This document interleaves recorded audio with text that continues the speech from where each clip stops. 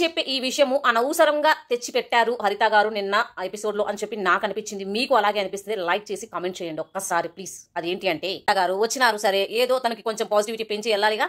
కొంతమంది మర్యాద దాని ఏమంటారు, కొంతమంది మర్యాద పురుషులు అని చెప్పి దాన్ని గెలికిపోయింది. అందరూ మర్చిపోయినారు దాన్ని. ఈవిడ వచ్చి మళ్ళీ దాన్ని గెలికేసి మళ్ళీ ట్రోల్స్కి గురి చేసింది. ఈవిడ వల్లే మళ్ళీ స్టార్ట్ అయింది. ఇప్పుడు తనజాక మళ్ళీ నెగిటివిటీ స్టార్ట్ అయింది. ఈవిడ వల్ల ఆవిడ అనుకుంటుంది ఏదో పాజిటివిటీ అని చెప్పి, పాజిటివ్గా ఉంటుంది, కింగ్గా ఉంటుంది అని చెప్పి అనుకున్నట్టుంది. అది నెగిటివ్గానే వెళ్ళిపోతుంది. ఆవిడకి ఆ విషయం తెలియదో ఏంటో. అవి చెప్పడం వల్ల కింగ్ అని చెప్పి అనుకుంటారేమో. ఏంటి అవన్నీ కట్టి ఏం చేయాలంట, దేవుడికి మాల వేసి ఏదేదో చేయాలంటే ఏమి చెప్తుందో ఆవిడ.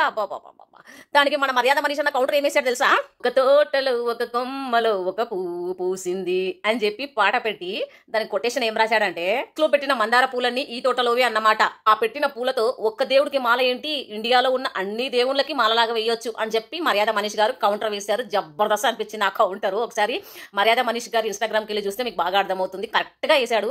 మరి ఆవిడ మర్చిపోయిందాన్ని మళ్ళీ గెలగడం అంటే ఇదే, గెలిగించి మళ్ళీ ట్రోల్స్కి గురి చేసుకోవడం అంటే ఇది మరీ ఇంకా నాకైతే నచ్చలేదు ఫ్రెండ్స్. మీకేమనిపించింది? ఏదో వెళ్తుంది, తన విన్నర్లో టాప్లో పొజిషన్లో ఉంది, వెళ్తుంది సరే అని చెప్పి ఊరికే ఉండాల్సింది పోయి గెలికిచ్చి పోయింది. That finish.